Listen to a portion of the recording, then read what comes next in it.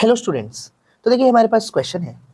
To wires of the same material and the same radius have their lengths in the ratio 2:3। मतलब कि दो wire जो कि same material के बने हैं, मतलब कि दोनों वायर्स के लिए रो सेम है।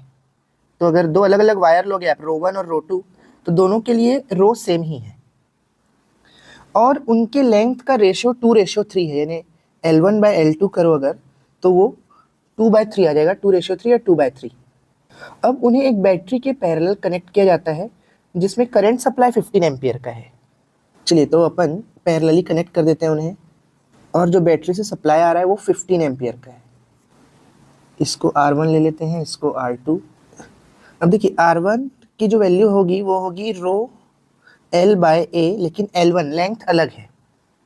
देखिए एरिया भी सेम दिया हुआ है क्योंकि रेडियस सेम है, तो एरिया भी सेम होगा। यानी कि A1 और A2 ये दोनों A ही होगा। मतलब एरिया भी सेम है, मटेरियल भी सेम है, सिर्फ लेंथ अलग अलग है क्योंकि उनका रेशियो दिया हुआ है। तो वैसे ही अगर R2 निकालना हो तो रो L2/A। तो देखिए जो रेजिस्टेंस है दोनों अलग अलग, जो R1 और R2 है, वो सिर्फ लेंथ पे ही डिपेंड कर रहे हैं क्योंकि रो और A तो दोनों के लिए सेम है, दोनों वायर के लिए। तो जो रेजिस्टेंस है वो सिर्फ और सिर्फ लेंथ पे डिपेंड करेगा। मतलब और जो करंट कितना आना है, मतलब इस ब्रांच में कितना करंट आएगा, मान लेते हैं I1 और I2 आ रहा है, तो वो भी सिर्फ और सिर्फ लेंथ पे ही डिपेंड करेगा।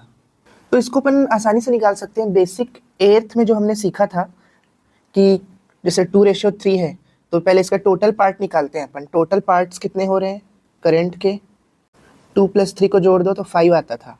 सेम 8th में हम ऐसे क्वेश्चंस को किए हैं कि रेशियो दिया रहता था और उससे इंडिविजुअल वैल्यूज़ निकालते थे। तो बस वही यहाँ पे भी करना है। तो देखिए I1 अगर निकालना हो तो क्या करेंगे अपन कि I1 का पार्ट कितना है, तो उसका 2 पार्ट है और टोटल पार्ट कितने हैं, 2 + 3 5 इंटू टोटल करंट कितना है तो 15।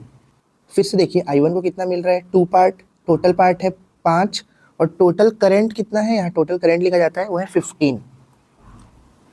तो 5 3 ज़ा 15 और 2 3 ज़ा 6। तो देखिए I1 आ गया 6 एम्पियर। वैसे ही I2 भी निकाल सकते हैं।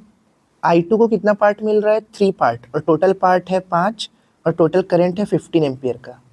तो 5 3 ज़ा 15, तो 3 3 ज़ा 9 एम्पियर। तो I1 को 6 एम्पियर का करंट मिल जाएगा और I2 को 9 एम्पियर का करंट। और ये हम ऐसे डायरेक्ट रूल क्यों लगा पाए, क्योंकि जो रेजिस्टेंस था वो केवल लेंथ पे ही डिपेंड कर रहा है, रो और ए पे नहीं कर रहा है। क्योंकि रो और ए दोनों मटेरियल के लिए सेम है, तो जो करंट डिफरेंट होगा वो सिर्फ और सिर्फ लेंथ की वजह से ही होगा दोनों ब्रांच में। तो इसीलिए लेंथ के हिसाब से हमने दोनों ब्रांच में करंट कैलकुलेट कर लिया।